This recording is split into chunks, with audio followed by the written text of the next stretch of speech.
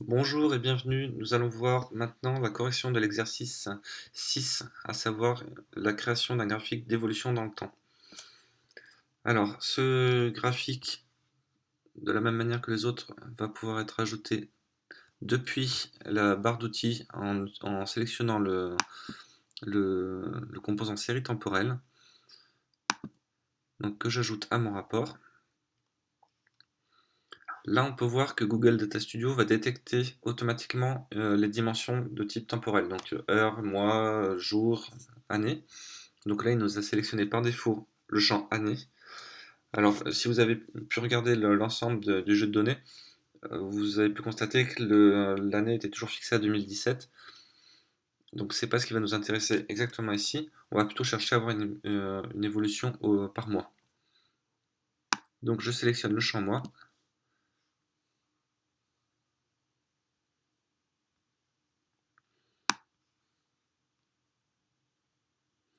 Et voici l'évolution du nombre d'accidents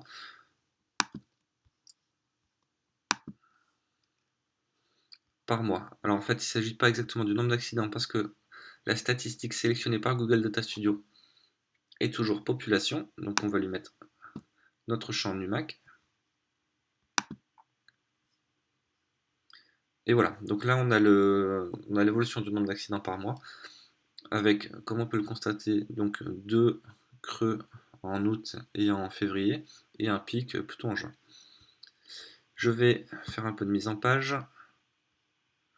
Donc on va commencer par enlever la légende. Et on peut constater que donc le nombre minimum d'accidents par mois est environ de 4000. Donc ça ne sert à rien, ça ne sert pas forcément à grand chose d'avoir toute cette zone blanche en dessous de notre ligne. Donc on va voir ensemble comment on peut faire débuter l'axe à une valeur un peu plus haute.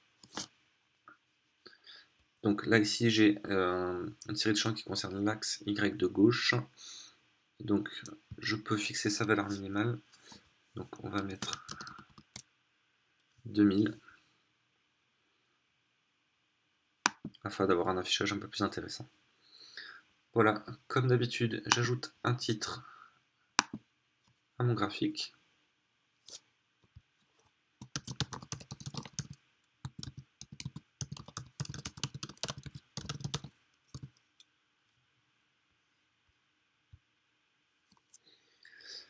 Et j'en ai terminé pour cet exercice.